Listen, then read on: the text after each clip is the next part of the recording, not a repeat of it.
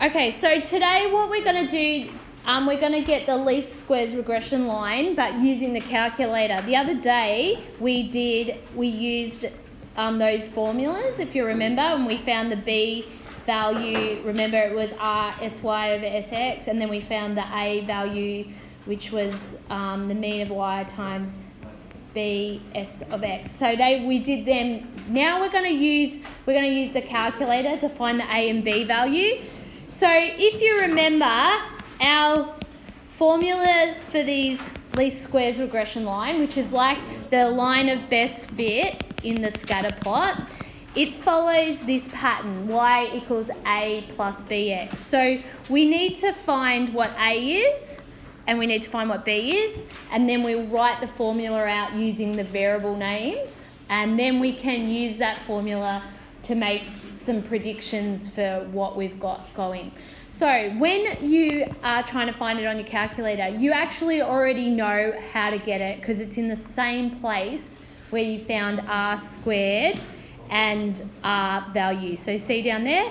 So now you can see we are finding the A and the B value. So what do? You work out which is your explanatory and which is your response. So here they're looking at, they look at the country's capital income and then the carbon dioxide emissions. So what they would be looking at, researching, is the carbon dioxide emissions. So this is your response, or on the Y, and this one is your explanatory variable, which will be on the X. So you type your lists in, and remember to give them a name. So I gave mine just I and C for income and CO for carbon dioxide emissions. So you pop your lists in, and if you remember, how do we get the R value? Because that's where the A and B is. Remember, we just go menu, stats, stat calc, and then we look for the linear regression, the A plus BX one. Okay, so once you've done that, it takes you to this page here, and you have to decide then which one is your explanatory variable, which we know is income, and you also have to write down which one's your response variable. All right, so we've done all this, and you click it in, and we've been looking at getting the R and the R squared. Now we're going to take this A and B value. So I can see it here, they're there. So I'm going to pop it into this formula with those values. Now I'm going to say to 3 significant figures. So let's have a practice of that. So it's not Y, is it? What is it now? What's my Y in this scenario? It is, what am I calling what's my response variable? Yeah, so I might say CO2 in tonnes equals, and now I'm going to look at my A value over here, which is 1.389. So if I've got it, I'm going to write it here, 1.389. If I'm doing to 3 significant figures, that'd be 1, 2, 3. Do I have to round this up? Yes. So it'll be 1.39. Now I'm looking for the B. So B is equal to 0.4165. That's enough. So what would that one be for 3 significance? Yep, 0.417 times income, yeah? So I just ran out of room there. So there you've found, so like what you were doing the other day, but you just use your calculator. So you type your lists in and you get your A and B values. And that's how you do it. So then once we have this formula here, the least squares regression line, we can then use it to make predictions. So like I might say, well, what if a country had an income in thousand per capita of say 20? So you just pop it in the formula. So let's have a look. So when you are making predictions, so you might want to write down what you're doing. You're actually using the least squares regression line, yeah? So you're using regression line. So you're using the y equals a plus bx formula. Yeah, you're using that.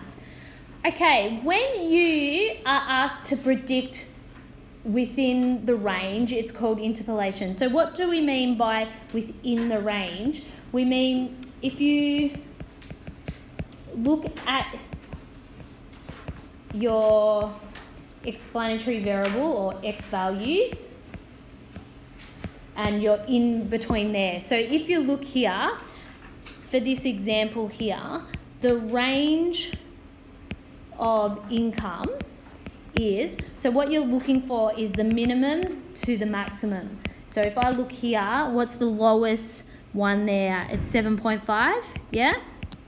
If you look, 7.5 was the lowest and the highest was 21.7, yeah? So if I ask you to predict anywhere between here, predict within here, that's called interpolation. Okay, so that's interpolation. Oops.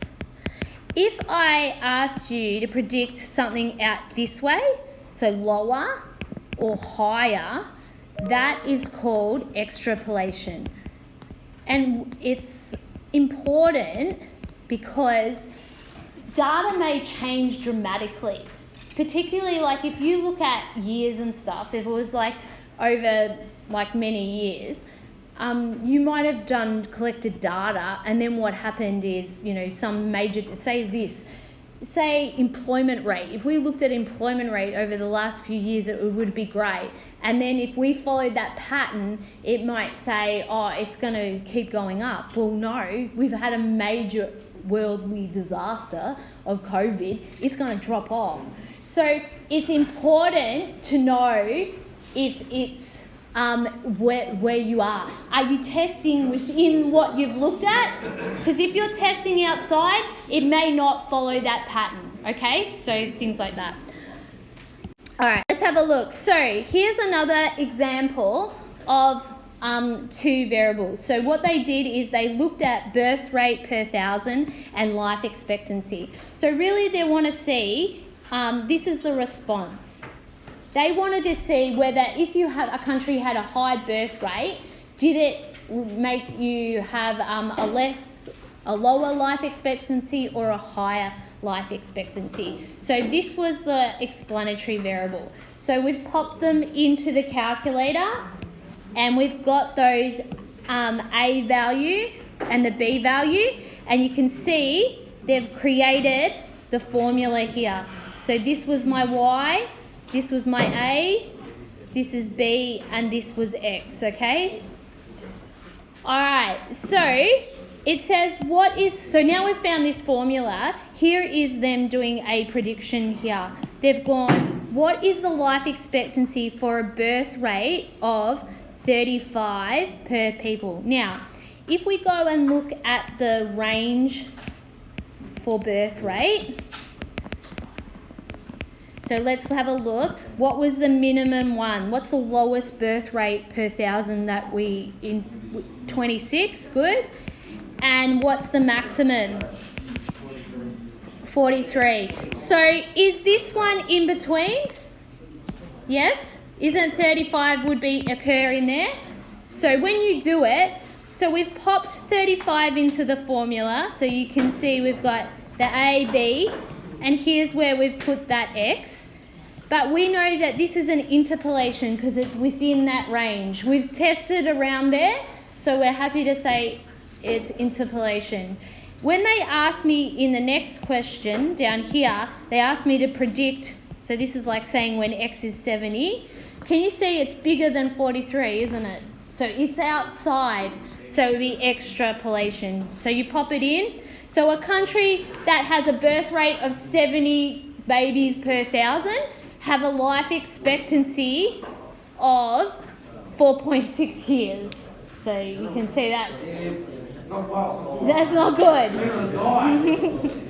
Just going to ask you a quick question. What happened if I asked you to predict a birth rate of 10 births per 1,000 So that's x equals 10. Is that interpolation or extrapolation for this scenario? This one, good. This one's extra, isn't it? Because it's actually lower than the 26. Okay?